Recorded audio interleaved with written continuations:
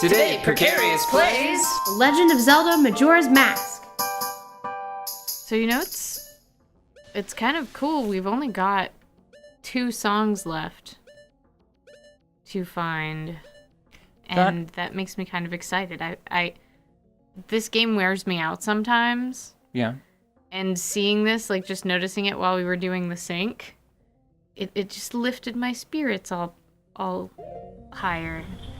I think that more than, say, like heart pieces or anything in the 3D Zelda games, the songs because it's so rigidly defined, because they're quantified so obviously, that is a very clear indicator of how much progress you've made. Yeah, there isn't a whole lot of game left, really. Now, I was thinking about it, and I think that we could probably get we could get all of the masks and get the super double bonus extra reward that you get for having all of the masks towards the end.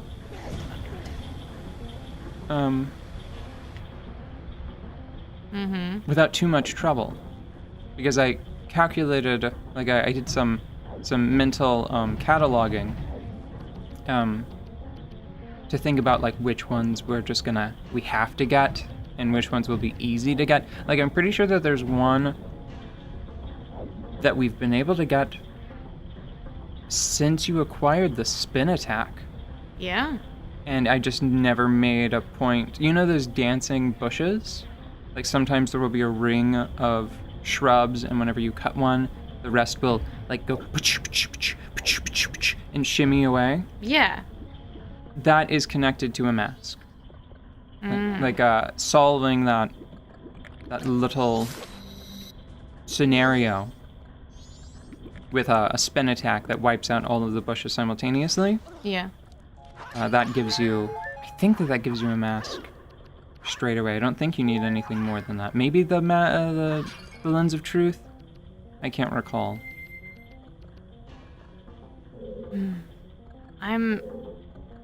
I'm feeling much better about this game right at this moment. Yeah. Because, I don't know, I just always feel better once I get into a dungeon. And I don't think that Zelda, The Legend of Zelda is dungeons. Does that make sense? We were discussing this the last time we recorded.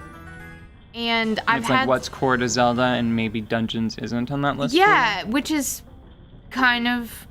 It explains some things about which of the Zelda games that I have enjoyed the most and which of them have just been like, oh, okay, that's nice. And maybe I just like dungeons. I'm thinking about it now, and I feel like the purpose of dungeons is supposed to be like a sort of grouped, focused series of challenges that are at least somewhat like cumulative. Like the ideas behind them, they should build Like on one another. You run around and you get stuff, and then by the time you get to the dungeon, you have built something. No, I mean internally. So, all right, a very common... I'm trying to think of... Okay, here's a great example from this game, so I don't even have to... Yeah, I thought of a very easy, like, Mega Man example, but there's tons in this game. I just had to think of them. They introduced the idea of the Deku Flower to you very early. When they first give you the opportunity to use the Deku Flower as Deku Link, you are just in a room that is flat. There are no holes anywhere, but there is a small pond, not even deep enough to make Deku Link bounce, but there is a pond. There is like this visual, the floor is lava that you can engage in. Yeah. Like you can be like, it gives you this childlike, like, I'm gonna use the flower to jump over the pond so I don't get my feet wet. Yeah, because the water is lava. Because the water is lava. And then by the end of the game, you're like, oh my god, it's actually lava. Oh my god, I hate how tall this bastard is. Well, or I mean, what they do, things can escalate very quickly, because as soon as you get into town, you can go do that Deku minigame where you're on a time limit, and Oh, that's right. you're on a time limit, and if you touch the floor at all, there's an extended failure state where you have to watch like a little cutscene as the camera resets and Link is put back in that portion of the room. Eat shit. Sorry, that's really satisfying. You didn't know what you were grabbing onto. You grab the Zora bull by the fin horns and you get the horn shields. No, I am an eel. I am part eel. You grab the eel by the tail, you get the shocks. You know, what is the actual phrase? It's you, like you antagonize the bull, you get the horns. That's okay. There's not a middle step. That's the problem. Yeah. So you grab the Zora Combat Prince, you get the shocks. He's not really like a royalty. They sort of allude to. He's as good as royalty. He's a rock star. Come on. Right. He's modern. He's a contemporary pop culture royal. Ugh. I don't like what that did. That's interesting. I just thought about what this means. It means that Deku Baba, they really sort of they evidently do much better in a hydroponic environment, right? I guess. I really wish he was not doing quite so much better. Can we be done? He's really healthy! He's not hurting me that much, so I'm not freaking out yet, but man. You know, I just realized what Zora Link has here in his combat style. Because I was thinking, like, I was watching, like, the animation on the swing. Yeah. And it's not a blade. He's not, like, meant to evoke, like, a two-sword fighter, right? Mm-hmm. He's kicking, he's using martial arts, he's got some acrobatics. They're like Tonfa. They are. Because he also blocks with them, not in a way that makes a lot of sense, because, like, it flips in front of him and it gets bigger, but still, it's like he has, like, that reverse grip that goes up along the arm. Yeah, they're like Tonfa. He's dual-wielding Tonfa. I get paid by the Tonfa Association every time I say the word Tonfa. Tonfa. Going back to feeling happy. Yeah, sorry, I just got a family while playing Zelda. Uh-huh. I just had another small realization.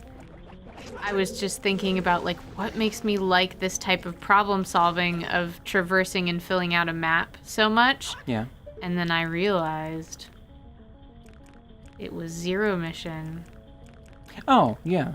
Which is the first game I ever really played. Like, I mean, I played other games, but it was Alpha Centauri and but it was like not the same, and it was Super always Turbo Race. I never owned them, and they were always somebody else's. I was always at a friend's house for like an hour, which is not enough to do fucking anything in most really great games, unless it's like, let's exclude the fighting genre. If you're not already initiated, that's not enough time to, like, figure out, unless it's a 2D game, that's not really enough time to figure out movement. Anyways, but I just realized that, and I realized that the Castlevania that I played, similar situation. Aria of Sorrow? Yeah, it's the same thing. You get a map, and then you just work at it. It's coloring. Okay, everybody, we figured it out. We can stop the show now. Audette likes coloring. She thinks it's fun. We can all go home.